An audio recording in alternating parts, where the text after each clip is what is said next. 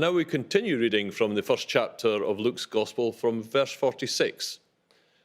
And Mary said, "My soul proclaims the greatness of the Lord, and my spirit exults in God my Saviour, because he has looked upon his lowly handmaiden.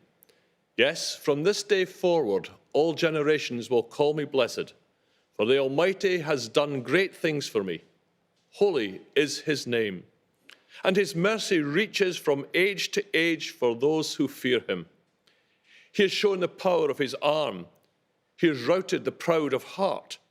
He has pulled down princes from their thrones and exalted the lowly.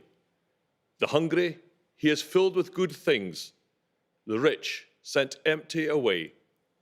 He has come to help Israel, his servant, mindful of his mercy, according to the promise he made to our ancestors, of his mercy to Abraham and to his descendants forever." I'm always inspired and moved when reading Mary's song or the Magnificat, possibly because it wasn't a passage with which I was very familiar during my traditional Church of Scotland upbringing. It came as something of a revelation to me at university when I regularly heard it sung during college choral evensong.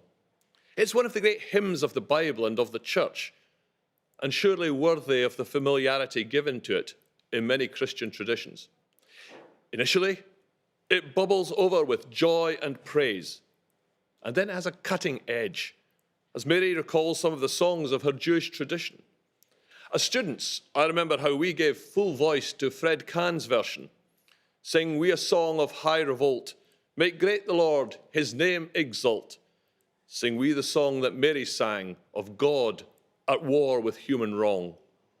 The tune, Tannenbaum, did have a seasonal ring to it, "O Christmas Tree." I rather suspect we liked the echo of the red flag. Looking back, maybe we all got carried away with youthful idealism. Although almost 50 years on, I hope and I pray that the words still inspire, to be with Mary on the side of the hungry, of the poor and of the oppressed. After all, Jesus echoed this message in the synagogue at Nazareth when he read from the prophecy of Isaiah. "He has sent me to bring good news to the poor, to proclaim liberty to the captives." But as a student, I think I possibly missed out on some deeper insights. Mary says that future generations will all call her blessed. Certainly, by today's standards and understanding of the word blessed, few would think that the poor, unmarried teenage girl from a village in the sticks, whose pregnancy out of wedlock could have had her condemned to death under religious laws, that she in any way was blessed. Yet Mary fully understood that being blessed wasn't the same as being showered with gifts and comforts. Not many months later, Simeon was to tell her that because of the son she had borne, a sword would pierce her own soul. 3 decades later, she would stand at the foot of the cross as her son was crucified, and she would suffer grief until 3 days later she knew that Jesus had risen from the dead. Mary recognized that blessedness as being there to fulfill God's purposes, and all subsequent generations have called her blessed. And so we hear this song again in this last Sunday in Advent. We're waiting for Christmas, but we know that through his incarnation, God, Emmanuel, is already with us. Nevertheless, we're still waiting. We're still waiting for the oppressors to be brought down, for the oppressed to be lifted up, still waiting for the hungry to be fed with good things.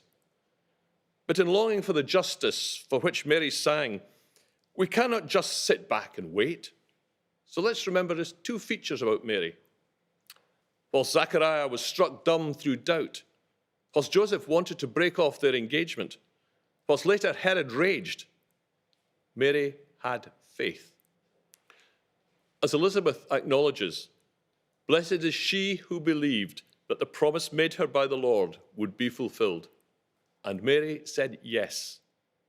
"Let what you have said be done to me," she said. In waiting and in striving for the justice which Mary sang about, let us this Christmas commit ourselves to being faithful channels for God's purposes, and when called, to say yes.